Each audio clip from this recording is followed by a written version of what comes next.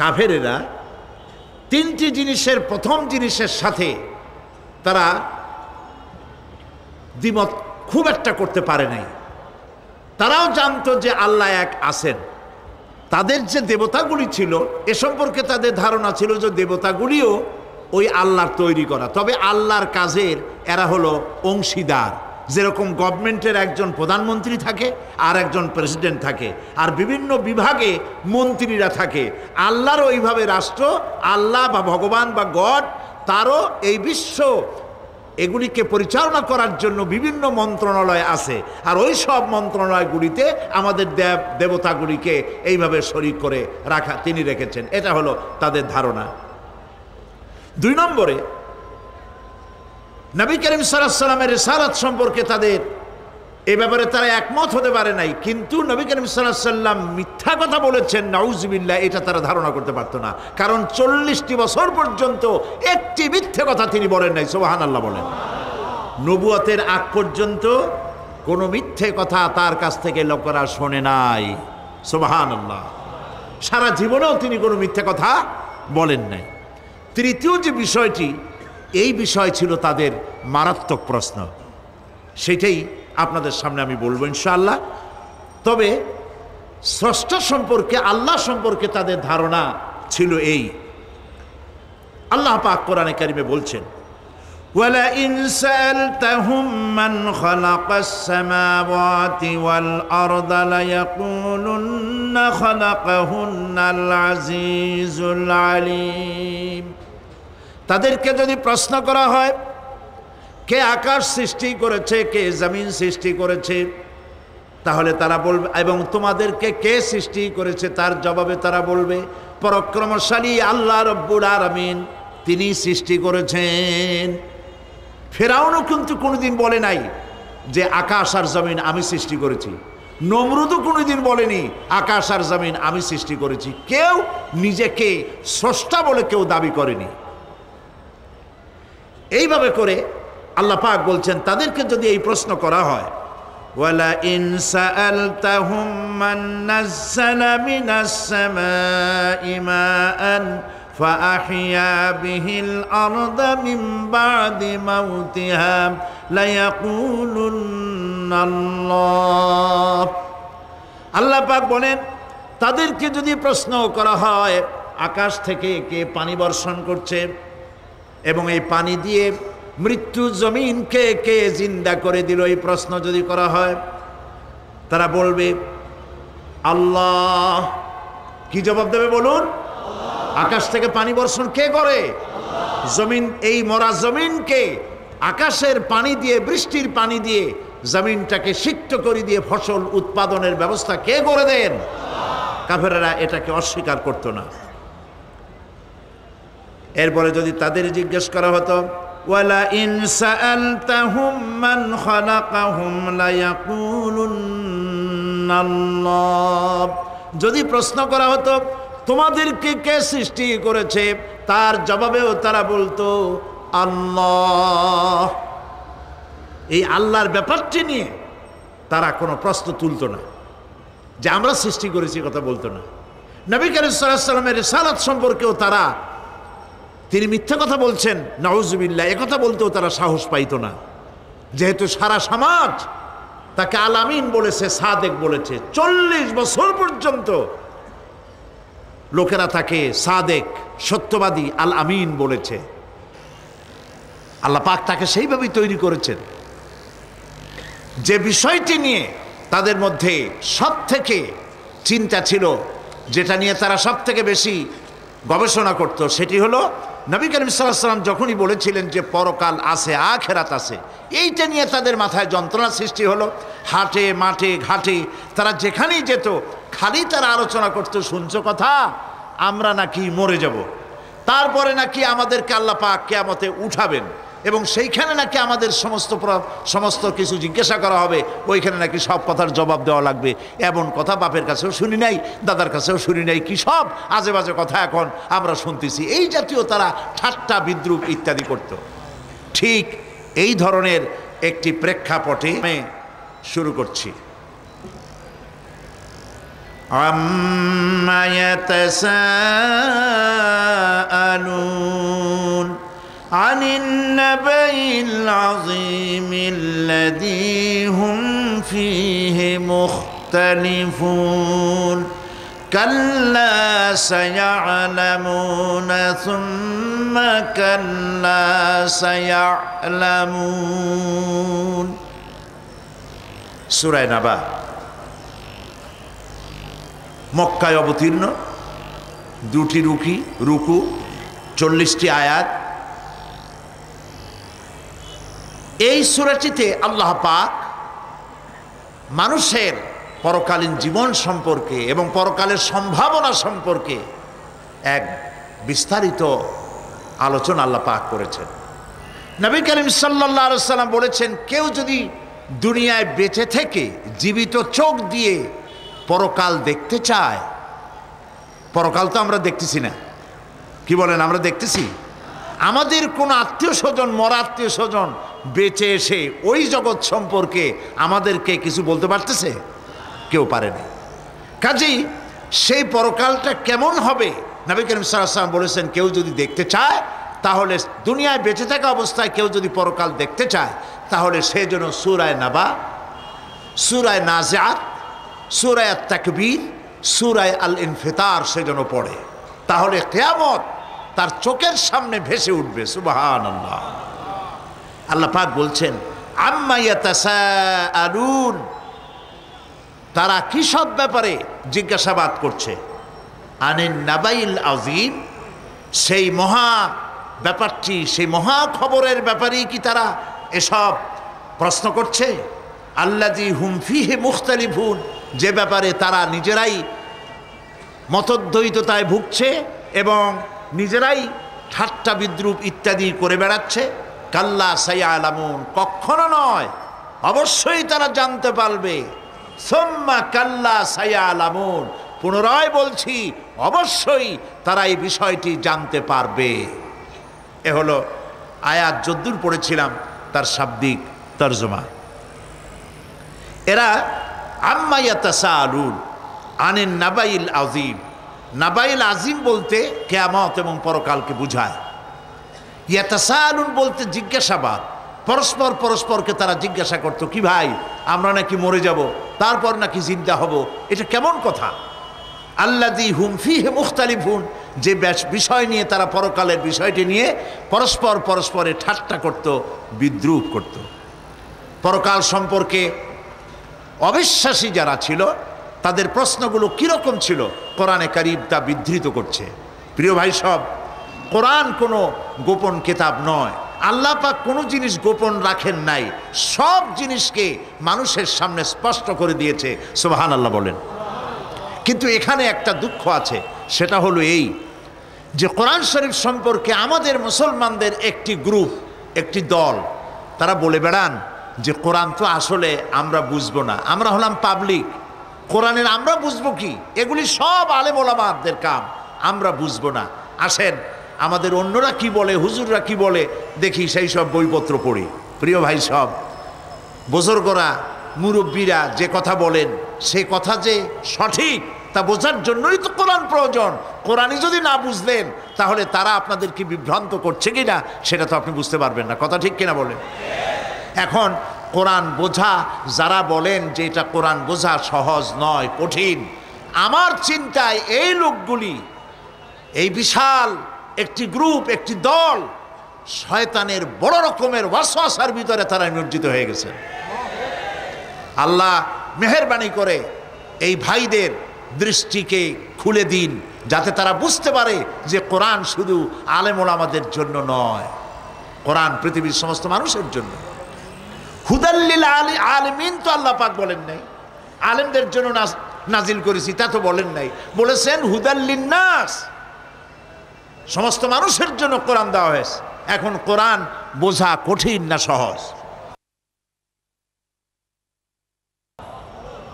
এই প্রশ্নের জবাবে আল্লাহ রাব্বুল আলামিন, আমরা প্রশ্ন করব, আমাদের প্রশ্ন করার অনেক আগে আল্লাহ রাব্বুল আলামিন সূরা কামারের ভিতরে একটি প্রশ্নের জবাব 4 বার দিয়েছেন। আল্লাহ পাক বলেছেন ওয়া লাকাদ ইয়াসসারনাল কুরআনা লিযিকর ফাহাল মিন মুদ্দাকির। আল্লাহ পাক বলেন আমি আল্লাহ অবশ্যই কোরআনকে মুখস্থ করার জন্য আর কোরআন বোঝার জন্য মানুষের কাছে আমি সহজ করে দিয়েছি। ফাহাল মিন মুদ্দাকির, আছে কে কেউ এর থেকে উপদেশ গ্রহণ করা? 4 বার আল্লাহ পাক বলেছেন সূরা কামারের ভিতরে, অবশ্যই কোরআন আমি বোঝার জন্য সহজ করে দিয়েছি। সুবহানাল্লাহ বলেন। আমরা বুঝতে চাই না, তাহলে বুঝবো কি করে? বুঝতে চাইলেই তো আমরা বুঝতে পারবো, চেষ্টা করলেই বুঝতে পারবো। কোরআনে কারীমের এই সূরাটির দিকে লক্ষ্য করেন, আল্লাহ পাক বলছেন কাফেরেরা এটা বিশ্বাস করতো না।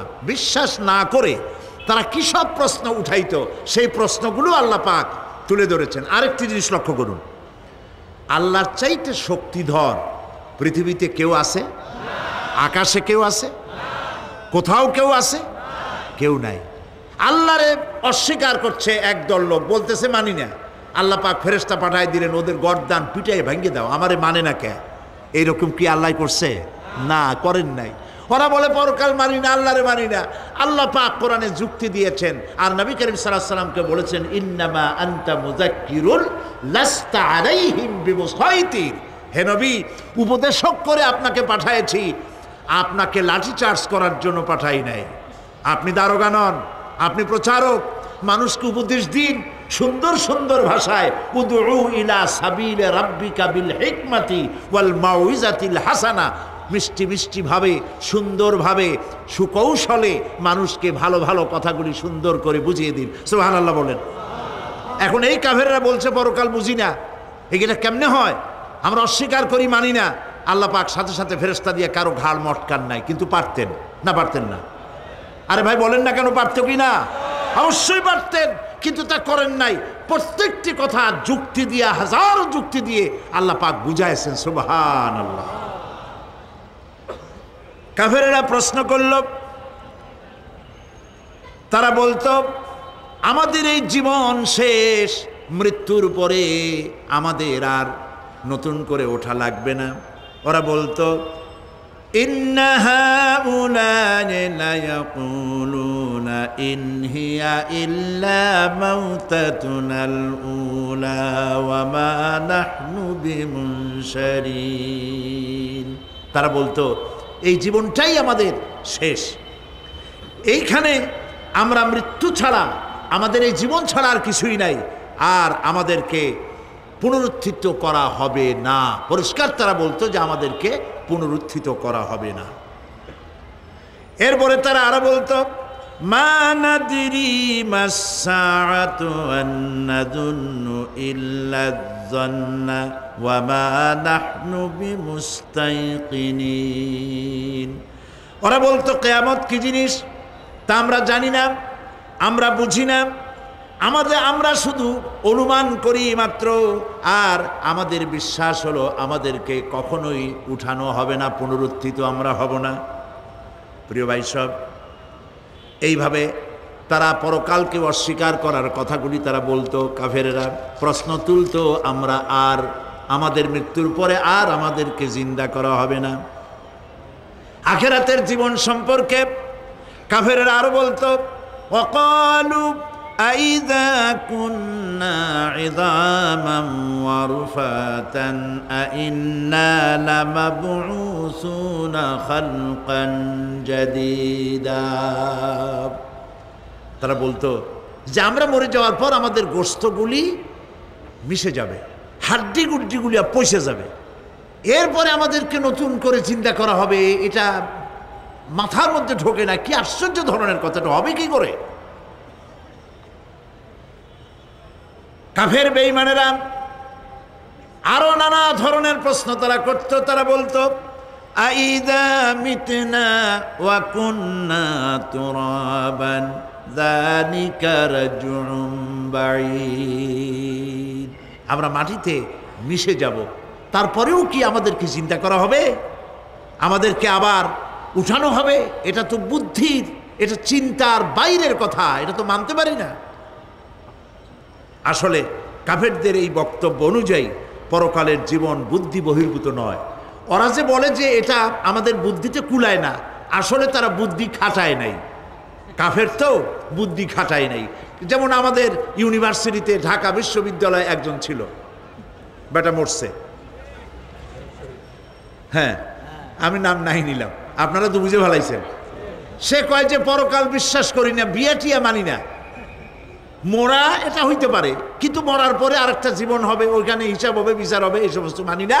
এর থেকে আমারে তোমরা আমি মরার পর হ্যাঁ মানে গোসল করাইও না, কাফন পরাইও না, জানাজা মানাজা এগুলি আমি বিশ্বাস করি না। নাউজুবিল্লাহ, কত বড় কপাল পোড়া, কত বড় কপাল পোড়া।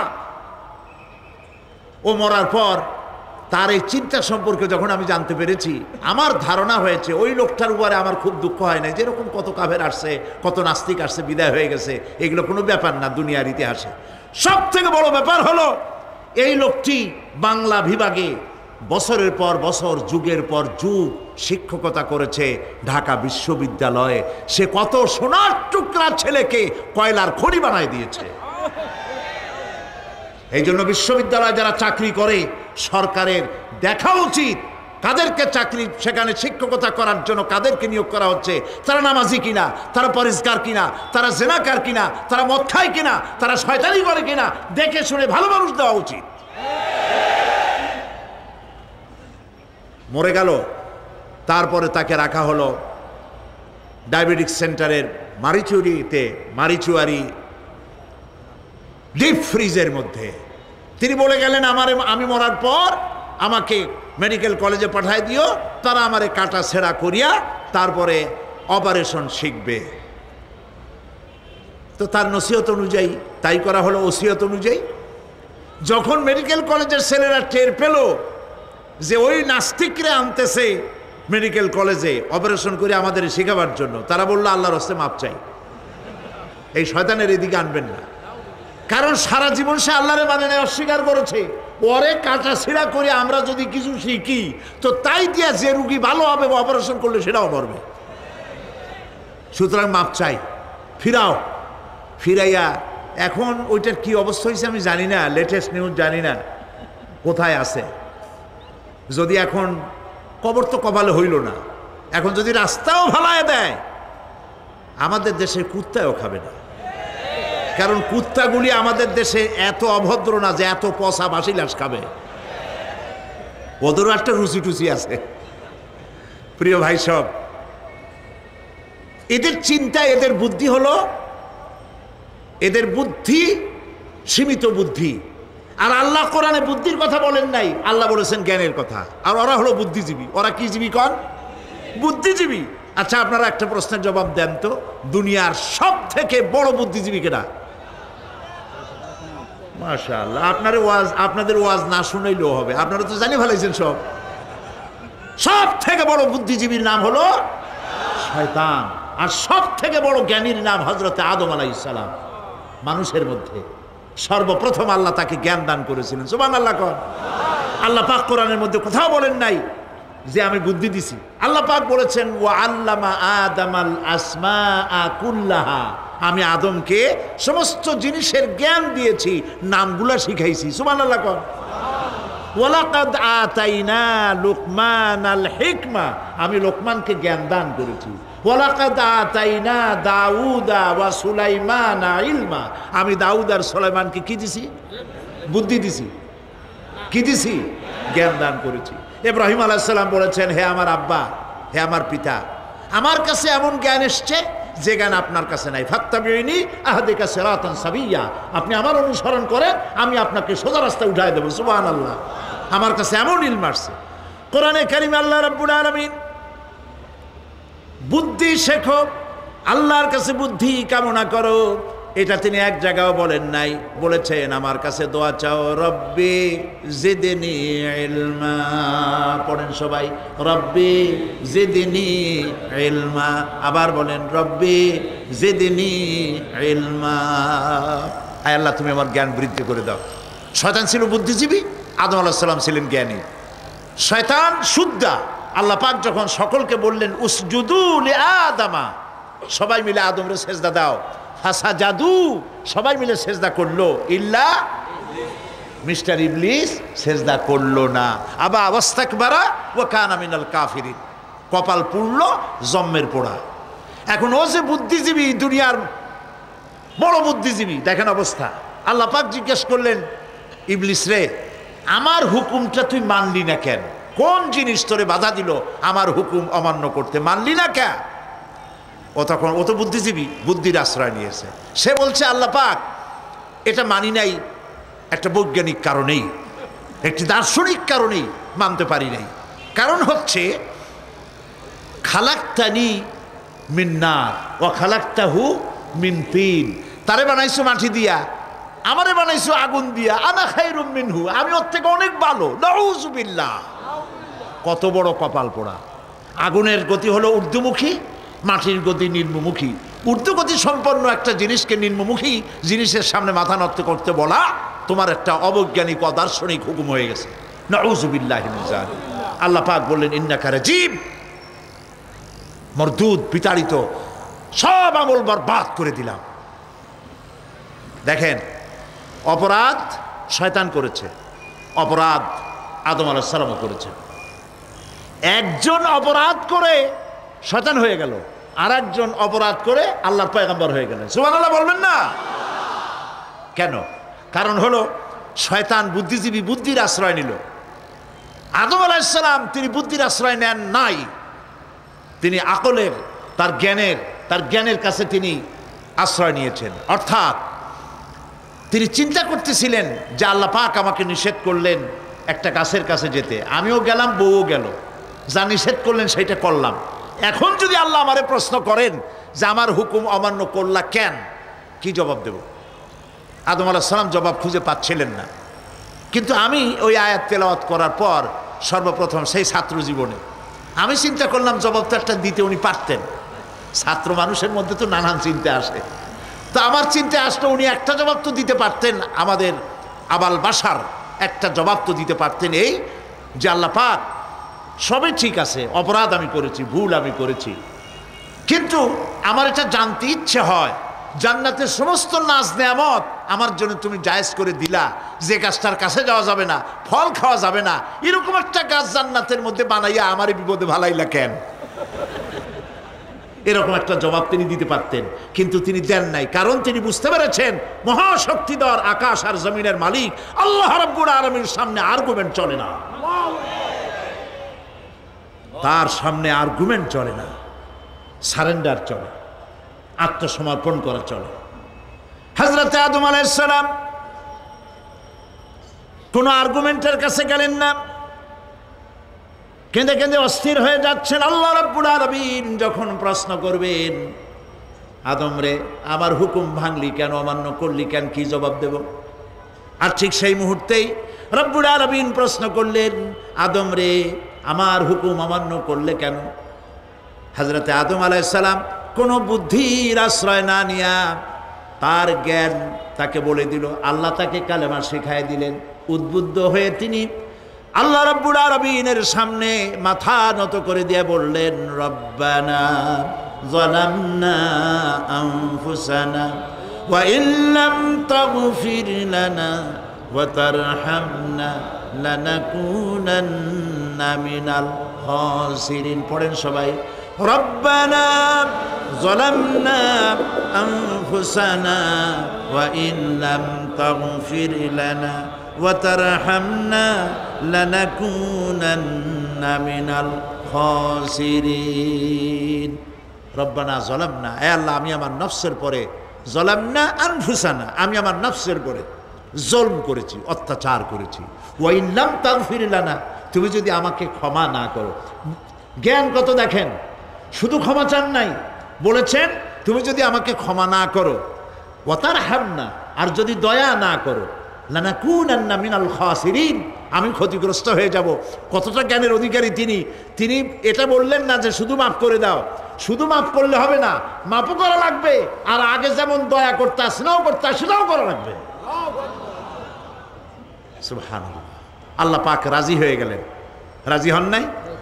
আল্লাহ রাব্বুল আলামিন হযরত আদম আলাইহিস সালামকে শুধু ক্ষমা করলেন না, ক্ষমাও করলেন, আর নবীর মর্যাদা দিয়ে আল্লাহ রাব্বুল আলামিন দুনিয়ায় পাঠাইয়া দিলেন। সুতরাং বুদ্ধি দিয়ে কাফেররা বুদ্ধির আশ্রয় গ্রহণ করে সর্বনাশ করেছে, যে পরকাল হইতে পারে না, মরে যাব আবার উঠবো, আবার এই শরীর কেমনে তৈরি হবে, এইটা তাদের বুদ্ধিতে কুলায় নাই। কিন্তু বুদ্ধি দিয়া চিন্তা করলে বোঝা যাইতো যে হ্যাঁ, পরকাল একটা হইতে পারে। আর একটা কথা বলি, সেটা হলো এই, বহুত মানুষ আছে পরকাল বিশ্বাস করে না, আছে না? এমন আছে। এখন আমরা বিশ্বাস করি পরকাল, আমরা কারা কারা বিশ্বাস করি হাত উঁচু করে দেখান তো। আলহামদুলিল্লাহ বলি, বলেন আলহামদুলিল্লাহ। এখন যারা বিশ্বাস করে না তাদেরকে জানাতে চাই, আমরা যারা পরকালে বিশ্বাস করি, তাহলে পরকাল যদি না হয়, কিয়ামত যদি না হয়, বিচার আচার যদি কিছু না হয়, আমরাও বেঁচে গেলাম, আপনারাও বেঁচে গেলেন। কিন্তু সত্য সত্যই যদি পরকাল একটা হয়, বিচার যদি হয়, আমরা বেঁচে যাব, ফেসে যাবা তোমরা। প্রিয় ভাই সব, আল্লাহ রাব্বুল আলামিন সুন্দর করে বুঝাচ্ছেন। দেখো, এই যে সারা বছর এই যে ইটা কি বলে পরকাল কেন হবে, এটা বুদ্ধি দিয়ে চিন্তা করো, জ্ঞান দিয়ে চিন্তা করো। সারা বছর ব্যবসা করার পর হিসাব নিকাশের একটা দিন আসে, আসে না? বলেন আসে কিনা? হিসাব নিকাশের একটা দিন আসে সারা বছর ব্যবসা করার পর, সারা বছর লেখাপড়া করার পর, তারপরে কি বলে পরীক্ষা দেওয়ার একটা দিন আসে, আসে না? তো সারা জীবন আপনি এখানে কাজবাজ করবেন, এখানে আপনি ভালো করলেন মন্দ করলেন, এর কোনো জবাব হবে না, বিচার হবে না। এটা পাগলে চিন্তা করতে পারে, আর পাগলেরা চিন্তা করে বলেই তারা বলে, পাগলেরই এটা কথা, মাটির পুতুল যেমনে নাচায় তেমনে নাচি, পুতুলের কি দোষ। মরিয়া দেখেন, এই গান যারা বিশ্বাস করে, মরিয়া দেখেন অবস্থাটা কি হয়। ফেরেশতারা আসা ধোপায় যেমন কাপড় আশ্রায়, ওই রকম ঠ্যাং ধরিয়া কবরের মধ্যে আশ্রাবে, আর বলবে যেমনে আশ্রায় তেমনে আশ্রাই, ফেরেশতার কি দোষ। কাজে এই পৃথিবী শেষ কথা নয়, মৃত্যু অবধারিত, মরা লাগবে না। এবার দেখেন আল্লাহ কি বলেন, আল্লাযী খালাকাল মাউতা ওয়াল হায়াতা লিয়াবলুয়াকুম আইয়ুকুম আহসানু আমালা। আল্লাহ পাক বলছেন, আমি মৃত্যু আর জীবন সৃষ্টি করেছি। কেন করেছি লক্ষ্য করুন, লিয়াবলুয়াকুম, যাতে করে আমি তোমাদেরকে পরীক্ষা করে নিতে পারি। কি ব্যাপারে? আইয়ুকুম আহসানু আমালা, আমলের দিক থেকে, নেক কাজের মধ্য থেকে, ভালো কাজ এবং খারাপ কাজের মধ্য থেকে, আইয়ুকুম আহসানু আমলা, ভালো কাজের দিক থেকে তোমাদের মধ্যে কে উত্তম, কে ভালো মানুষ, এইটার পরীক্ষা নেওয়ার জন্য আমি মৃত্যু আর জন্মের সৃষ্টি করেছি। প্রিয় ভাই সব, খুব লক্ষ্য করুন, জন্ম আর মৃত্যু, জন্ম হলে মৃত্যু হবেই, না হবে না?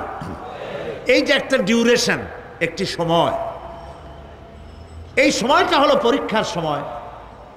আমরা যারা পড়াশোনা করেছি, আপনারা পড়াশোনা করেছেন নিশ্চয়ই, কলেজে অথবা হাই স্কুল অথবা মাদ্রাসায়, প্রতি বছর একটা করে পরীক্ষা আসে, আসে না পরীক্ষা? এই পরীক্ষার ডিউরেশন কত সময়? 3 ঘন্টা। কয় ঘন্টা বলে? 3 ঘন্টা। এই 3 ঘন্টা পরীক্ষা দিতে গিয়ে আপনারা কি কোনো ছাত্রকে দেখেছেন যে প্রশ্নপত্র সামনে নিয়ে গল্প করতেছে, প্রশ্নপত্র সামনে নিয়ে তাস খেলে, জুয়া খেলে, আরেক দিকে তাকায় থাকে? প্রতিটি মুহূর্ত সে কাজে লাগাচ্ছে, প্রতি মুহূর্ত কাজে লাগাচ্ছে। 3 ঘন্টা পুরা হওয়ার 2 ঘন্টার মধ্যে পরীক্ষা তার শেষ হয়ে গেছে, কিন্তু সে চলে যাচ্ছে না, বাকি আরো 1 ঘন্টা আধা ঘন্টা রিভাইজ করতেছে। সে যা যা পরীক্ষা দিয়েছিল প্রশ্ন অনুযায়ী জবাবগুলি ঠিক হয়েছে কিনা সে মিলাই দেখে। কারণ কি? কারণ হলো এই পরীক্ষা যদি ফেল করি, বাপ মায়ের কষ্ট করা পয়সাগুলি বিফলে চলে যাবে, আমি চাকরি পাবো না, আমার জীবনটা 1 বছরের জন্য নষ্ট হয়ে যাবে। এই জন্য সে এত খাটাখাটনি করে পরীক্ষায় ভালো ফল করার জন্য সে পরীক্ষা দেয়, এবং পরীক্ষার রেজাল্ট এই পৃথিবীতেই হয়। ঠিক কিনা বলে? খাতা দেখতে যতদিন লাগে তারপরে পরীক্ষা হয়। খুব লক্ষ্য করুন, আমাদেরও একটা পরীক্ষা চলতেছে এই পৃথিবীতে, সকলে। ওটা শিক্ষাঙ্গনের পরীক্ষা, এটা জীবনের পরীক্ষা। এই যে ওর পরীক্ষার ডিউরেশন সময়কাল 3 ঘন্টা, আর আমাদের পরীক্ষার, সমস্ত মানুষের পরীক্ষার সময়কাল হলো জন্ম থেকে শুরু করে মৃত্যু পর্যন্ত। এর মধ্যে বালেগ হওয়া পর্যন্ত সময়টা কনসিডারেবল, ক্ষমার যোগ্য। 15 বছর 12 বছর বালেগ হইতে যে কয় বছর লাগছে, এইটা যা করছেন যা বলছেন সব মাপ। কিন্তু বালেগ হওয়ার পরের থেকে নিয়ে মৃত্যু পর্যন্ত যা যা করবেন সমস্ত কাজের হিসাব আল্লাহর কাছে দিতে হবে। একটা প্রশ্ন করি আপনাদের কাছে, রাগ করবেন না তো? বলবেন যে কথা বলতে তো আপনি আসছেন, আমাদের দিয়ে খাটান কেন, এরকম চিন্তা করবেন না তো? প্রশ্নটা হচ্ছে, বলেন তো দেখি, পৃথিবীর মধ্যে সবচাইতে মূল্যবান জিনিস, দামি জিনিস কোনটা? হ্যাঁ, ইখতিলাফ হয়ে গিয়েছে, ইখতিলাফ হয়েছে। কেউ বলেছে যৌবন, কেউ বলেছে কোরআন, কেউ বলেছে ইসলাম। আর যারা বেশি বুদ্ধি রাখে তারা খামোশ, তারা কথা বলে নাই। কোনটা কইয়া কোন জ্বালা চুপ করে থাকাই ভালো। সব থেকে মূল্যবান জিনিসের নাম সময়। সব থেকে মূল্যবান জিনিসের নাম কি? এবার বলেন, এই পৃথিবীর মানুষ সব থেকে অপচয় করে কোন জিনিসে? সময়ে। সময়ের অপচয় আমরা যা করি। আমি সেদিন পুলিশ লাইনে আমার একটা বক্তব্য ছিল, কয়েক হাজার পুলিশ ছিল সেখানে, জুমার দিন। আমি বলছিলাম জুমার আগে তাদের সামনে, আজ আপনাদেরকে বলি, বাড়িতে আজকে রাত্রে ক্যালকুলেটর না থাকে যদি কাগজ কলম হাতে নেন। জীবনের 15 বছর বাদ দেন, এখন আপনার বয়স এখন যা, এই বয়সে প্রতিদিন ওই যৌবন প্রাপ্তির পর থেকে নিয়ে এই পর্যন্ত প্রতিদিন টেলিভিশনের সামনে নাটক দেখার জন্য, সিনেমা দেখার জন্য, ন্যাশনাল জিওগ্রাফি দেখার জন্য, ডিসকভারি দেখার জন্য, স্পোর্টস দেখার জন্য প্রতিদিন কয় ঘন্টা টিভির সামনে আপনি বসেন। এরপরে আপনি এগুলিকে সপ্তাহে কয় ঘন্টা হয়, মাসে কয় ঘন্টা হয়, বছরে কয় ঘন্টা হয়। বয়স এখন আপনার 50 বছর, 15 বছর বাদ দেন, 35 বছর। হিসাব করেন কয় বছর আপনি টেলিভিশনের সামনে বসা ছিলেন। আমার কথা কি মাথায় ঢুকছে? কয় বছর টেলিভিশন আর সিনেমা হলে বসা ছিলেন? চায়ের দোকানে গল্প করতে গিয়ে, আড্ডা মারতে গিয়ে কতটা সময় নষ্ট করেছেন?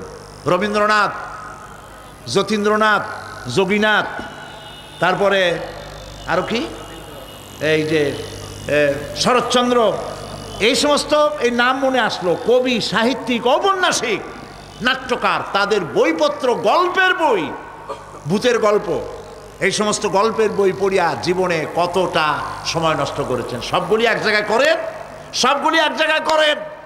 এরপরে আপনার চোখ ছানা বড় হয়ে যাবে, দেখতে পাবেন আপনার জীবনের উল্লেখযোগ্য 35 বছরের কম করে হলেও 20 বা 25 বছর অপচয় হয়ে গেছে, নষ্ট হয়ে গেছে। ইন্না লিল্লাহি ওয়া ইন্না ইলাইহি রাজিউন। জীবনের সব থেকে মূল্যবান সময়গুলি নষ্ট করে ফেলেছি আমরা। আল্লাহ পাক বলেছেন, পরীক্ষা নেওয়ার জন্যই এই পৃথিবীতে দিয়েছিলাম। এখন ওর পরীক্ষার, ছাত্রের পরীক্ষার সময় 3 ঘন্টা, রেজাল্ট আউট হবে এখন। আর আপনার আমার পরীক্ষা মৃত্যুতে, জন্ম থেকে শুরু মৃত্যু পর্যন্ত, কিন্তু রেজাল্ট এখানে আউট হবে না। রেজাল্ট আউট হবে কোথায়? কিয়ামতের দিন। কোথায় হবে? হতেই হবে কিয়ামতের দিন। সেদিন এই পৃথিবীতে যারা ভালো কাজ করবে, ভালো কাজের জন্য আল্লাহ পুরস্কার দিবেন, আর মন্দ কাজ যারা করবে তাদের জন্য তিরস্কার তারা পাবেই। এই জন্য বিচার, কিয়ামত হওয়া, বিচার হওয়া, এটা বিবেকের দাবি, এটা জ্ঞানের দাবি। যারা বুদ্ধিজীবী দাবি করে, কপাল পোড়া, এরা এটা বোঝে না, এদের মাথার মধ্যে এটা ঢোকে না। ঠিক কিনা বলে? প্রিয় ভাই সব, কিয়ামত হবে এবং কিয়ামতে আল্লাহর দরবারে আমাদের সকলকে উঠতে হবে, এতে কোনো সন্দেহের অবকাশ নেই। এবার দেখেন, আল্লাহ পাক এবার যুক্তি দিয়ে বুঝাচ্ছেন। সুবহানাল্লাহ বলেন। তোমরা যারা বলো যে মরে যাব, পচে যাব, মাটির সাথে মিশে যাব, আবার জিন্দা হব কেমনে? আল্লাহ বলে, কেমনে জিন্দা হবা বুঝাই। সুবহানাল্লাহ বলেন। আল্লাহ রাব্বুল আলামিন বলেন, আল্লাহুল্লাযী আরসালার রিয়াহা ফাতুসিরু সাহাবা فسقناه إلى بلد ميت فأحيينا به الأرض بعد موتها كذلك النشور আল্লাহ পাক বলেন, লক্ষ্য করে দেখো, সমুদ্রের লবণাক্ত পানিগুলি বাষ্পীয় আকারে মেঘমালায় পরিণত করে দেই, আর বাতাসকে হুকুম করি মেঘটাকে টেনে নিয়ে যাও অমুক জায়গায়। আল্লাহ যেখানে বৃষ্টি দিতে চান বাতাস মেঘকে ঠেলে নিয়ে সেখানে নিয়ে আসে, বৃষ্টির পানিগুলি পড়ল। আল্লাহ পাক বলেন, আকাশের সেই বৃষ্টির পানি দিয়া মরা জমিনকে আমি জিন্দা করে দিলাম। ফাআহিয়ানা বিহিল আরদা বাদা মাউতিহা, এই মৃত্যু জমিনকে আমি জিন্দা করলাম, সেখানে তুমি বীজ বপন করলে, সেই বীজগুলি বীজের মাথা ফাটাইয়া চারাগুলি কে বাড়ি করে দিল? মাটির আস্তরণ, মাটির আস্তরণের মধ্যে কদুর বিচি, লাউর বিচি, আপনারা কদু কর না লাউ বলেন, যেটাই হোক বুঝলেই হইল, কদু অথবা লাউ একই কথা, অথবা যে কোনো শাক সবজি উদ্ভিদ এর চারা, এর বীজ মাটিতে দেওয়া হলো, মাটিটা ফেটে চারা যে পাতা দুটো বেরিয়ে আসলো, এই পাতা কি শক্ত না নরম? তাহলে মাটিটা ফাটাইয়া পাতা দুটো বাইর করে দিল কে? সুবহানাল্লাহ বলে। মরা জমিন থেকে, মরা জমিনে বৃষ্টির পানি দিয়ে জমিনটাকে জিন্দা করে তার ভিতর থেকে আমি এভাবে করে জিন্দা করি, উদ্ভিদগুলিকে জিন্দা করে দেই। ঠিক একইভাবে কাযালিকান নুশুর, এইভাবে করে কিয়ামতে তোমাদেরকে উঠানো হবে। সুবহানাল্লাহ। লাল শাক দেখছেন? লাল শাক খান না আপনারা? বিচিগুলো ছোট ছোট বিচিগুলি ছড়ায় দেন, দেখবেন কয়েকদিনের মধ্যে মাটির থেকে সব উদ্গত হয়ে যাবে। আল্লাহ পাক এই পৃথিবীতে আমাদের সৃষ্টি করেছিলেন, কবরের মধ্যে আমরা চলে যাব, সে কবর কি, হাসর কি ইত্যাদি বলবো ইনশাআল্লাহ ধীরে ধীরে। তো মাটির ভিতর থেকে এই গাছগুলি, চারাগুলি যেভাবে উদ্গত হয়, আল্লাহ পাক বলছেন এইভাবে করে আমি তোমাদেরকে জিন্দা করব, আবার উঠাবো, এতে কোনো সন্দেহ নাই। সুবহানাল্লাহ।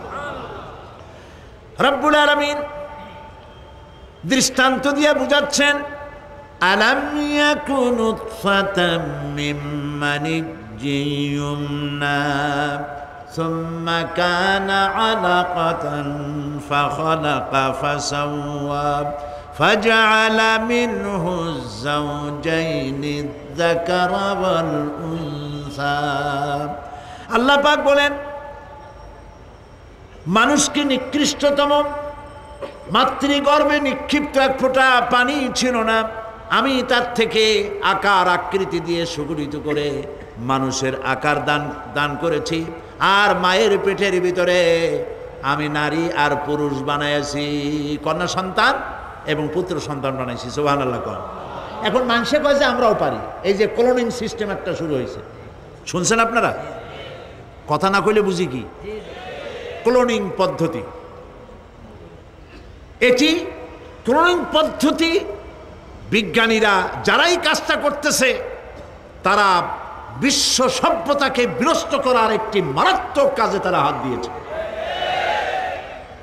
ক্লোনিং পদ্ধতিতে যে যা কিছু তৈরি হয়, এর আগে ভেড়ার বাচ্চা হয়েছে, ছাগলের বাচ্চা বানাইছে, সেগুলি তার মায়ের মতোই হয়েছে অথবা পিতার মতো হয়েছে।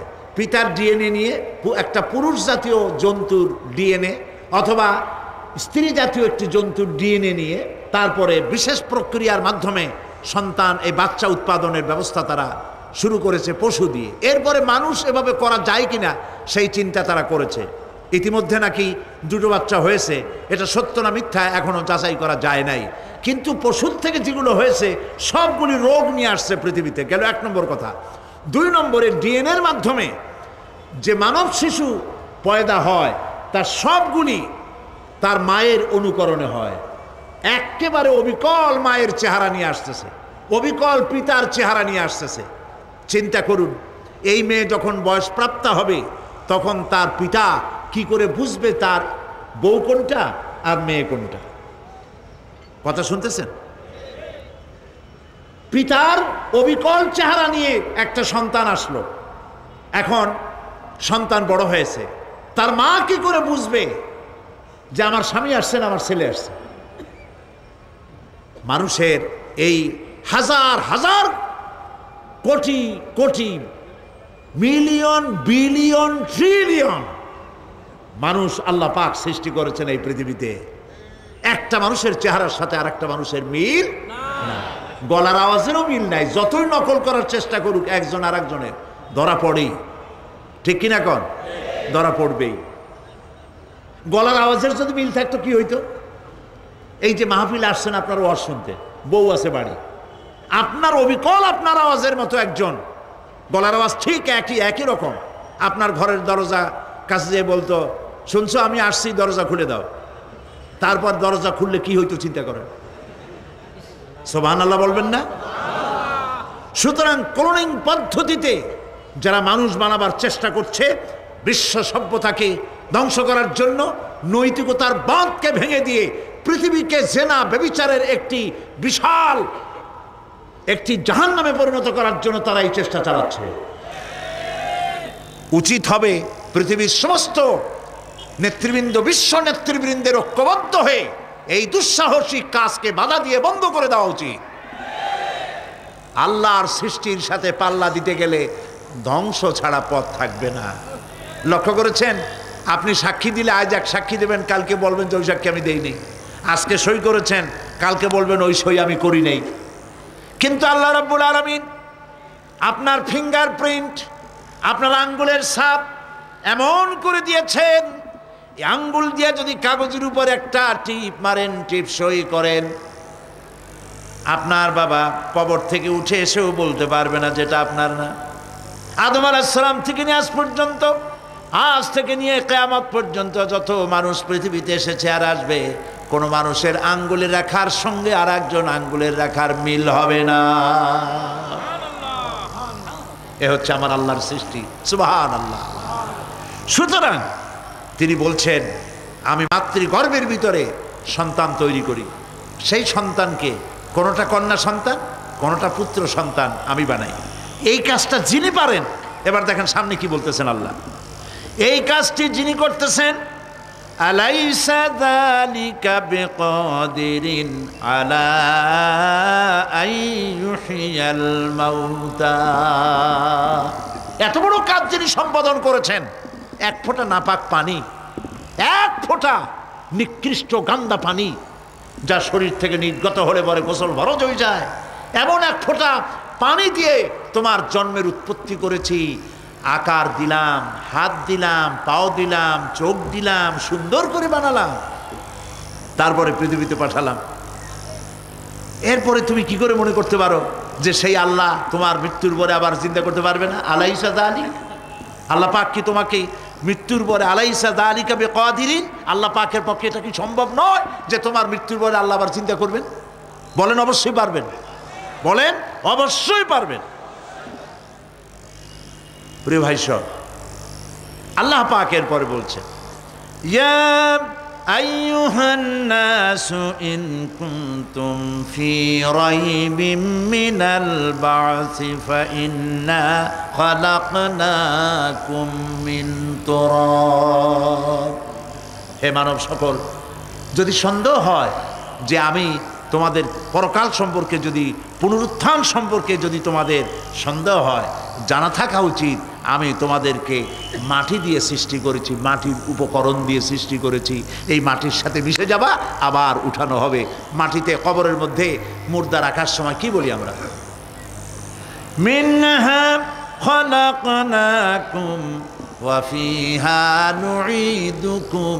পড়েন সবাই, মিনহা খালাকনাকুম ওয়া ফিহা নুঈদুকুম ওয়া মিনহা নুখরিজুকুম তারাতান উখরা। মাতৃগর্ভের ভিতরে মানুষকে আল্লাহ রাব্বুল আলামিন হাত পাও চক্ষু কর্ণনাসিকা দিয়ে সুন্দর করে মায়ের পেটের ভিতরে বানায়া এই পৃথিবীতে আল্লাহ পাক পাঠায় দেন। আর আল্লাহ পাক বলেন, সুম্মা নুখরিজুকুম তিফলা, বাচ্চার আকারে মায়ের পেট থেকে বের করে দিলাম। যে আল্লাহ রাব্বুল আলামিন এইভাবে করে তোমাদেরকে সৃষ্টি করেন। যালিকা বিআন্নাল্লাহা হুয়াল হক, জেনে রাখো এ সব কিছু এই জন্যই ঘটে যেহেতু আল্লাহ রাব্বুল আলামিন আল্লাহ তাআলা মহাসত্য, তিনি যা বলেন তাও সত্য, তার কথার মধ্যে কোনো রকমের বৈপরীত্য নাই।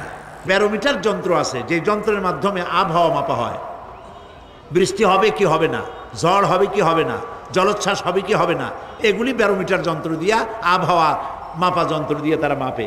কিন্তু আপনারা কি কখনো শুনেছেন যে রেডিও টেলিভিশনে বলা হয়েছে সন্দ্বীপ, কুতুবদিয়া, হাতিয়া, সেন্ট মার্টিন এবং বাঁশখালী, আর কি কোন দু একটার নাম, কক্সবাজার, পতেঙ্গা ইত্যাদির উপর দিয়ে 280 মাইল স্পিডে ঝোড়ো হাওয়া প্রবাহিত হবে। আগামীকাল 30 ফিট উঁচু হয়ে জলোচ্ছ্বাস হবে, এরকম কথা বলে কেউ? কি বলে? হইতে পারে, হইতে পারে, বজ্রসহ বৃষ্টিপাত হতে পারে। এবার কোরআন শরীফ দেখুন তো, কোরআন শরীফে কোথাও আছে পরকাল হইলেও হইতে পারে, কবর আযাব এটাও হয়তো হইতে পারে, জান্নাত আর জাহান্নাম থাকতেও পারে, এরকম কথা আছে? সব কথা ডাইরেক্ট, কোনো কথার ভিতরে কোন রকমের বৈপরীত্য নাই।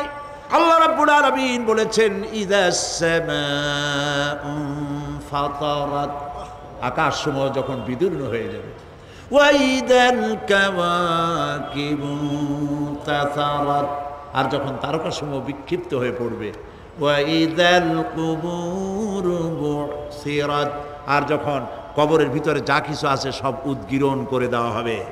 সমস্ত কথাগুলি ডাইরেক্ট। যালিকা বিআন্নাল্লাহা হুয়াল হক, যেহেতু আল্লাহ মহাসত্য।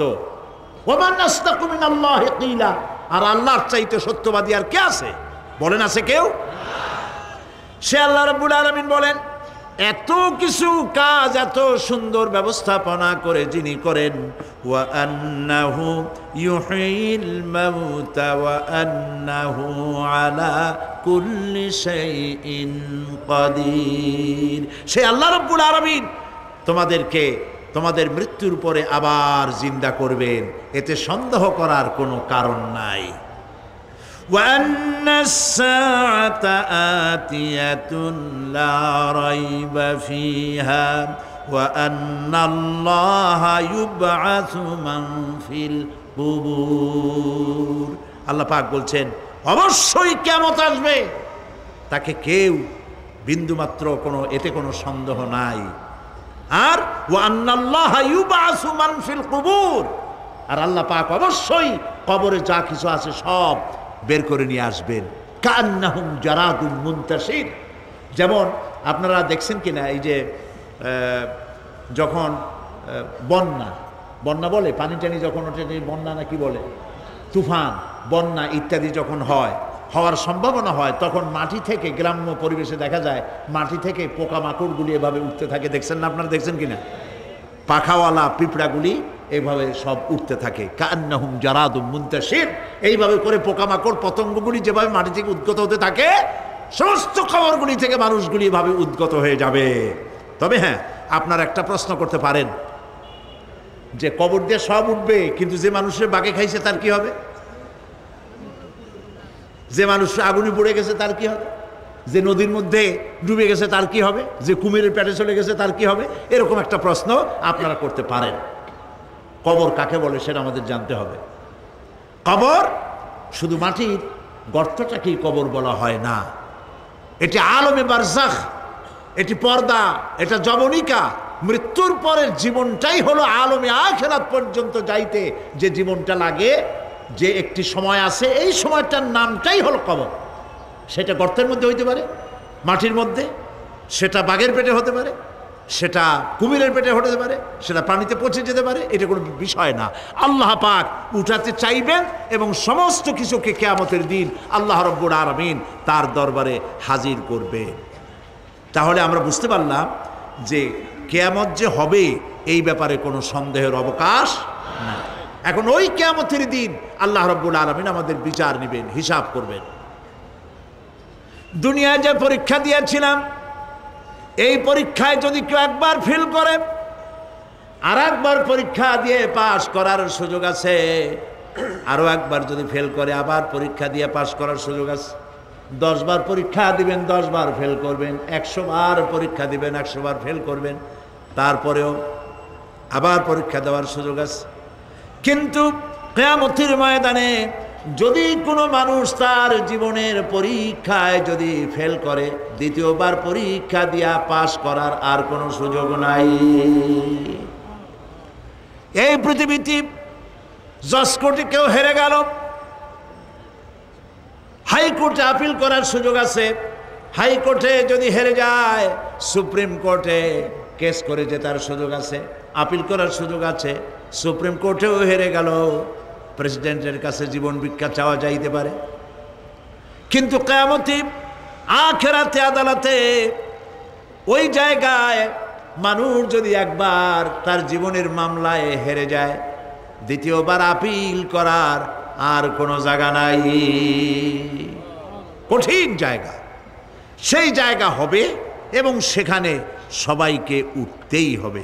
সুতরাং এই যে প্রশ্ন করা হয় যে এই কিয়ামত কবে হবে, এটা বিশ্বাস করি না, হ্যান ত্যান ইত্যাদি, মরলে আবার জিন্দা করবে কে, এইসব প্রশ্নের কোনো দাম নাই।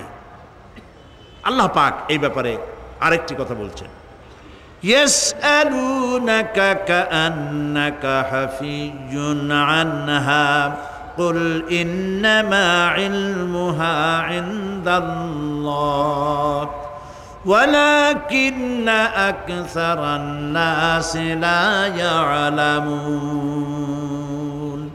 হে নবী, এরা আপনার কাছে এই প্রশ্নটা করে এইভাবে যে কিয়ামত কবে আসবে, মনে হয় যেন আপনি এটা জানেন। এই ইলম কিয়ামত কবে হবে মনে হয় যেন আপনি এটা জানেন, সেই জন্য তারা এই প্রশ্নটা করছে। আসলে কুল ইন্নামা ইলমুহা ইনদাল্লাহ, কিয়ামত কবে হবে এটা কে জানেন? ওয়ালাকিন্না আকসারান নাসি লা ইয়ালামুন, অবশ্যই অধিকাংশ মানুষেরা এটা জানে না।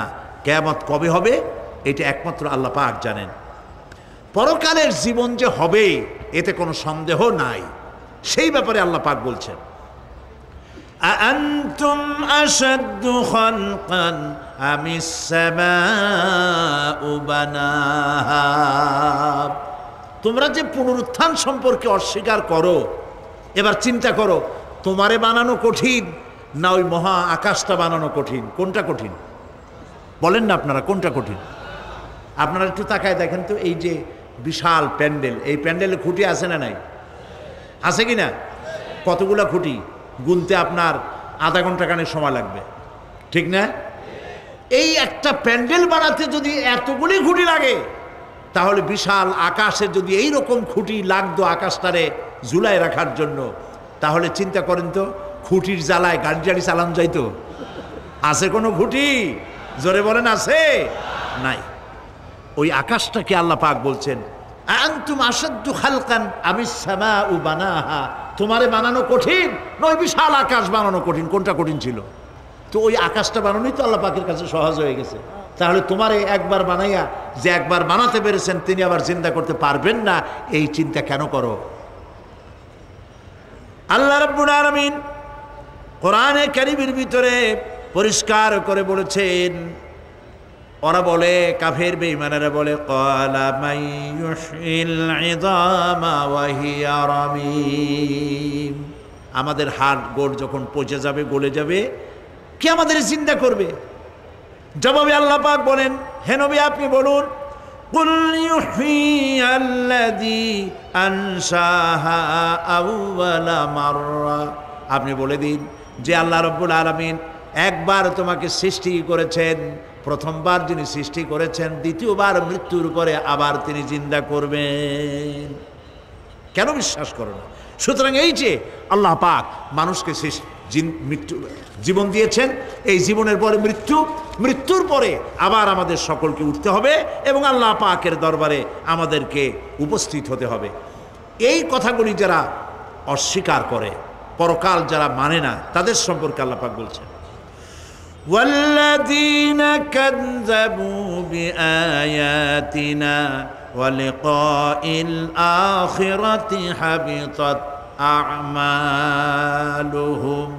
আল্লাহ পাক বলেন যারা পরকালকে অস্বীকার করেছে, আখিরাত যারা মানে না, তাদের জিন্দেগীর সকল আমলগুলিকে আল্লাহ পাক বরবাদ করে দিবেন।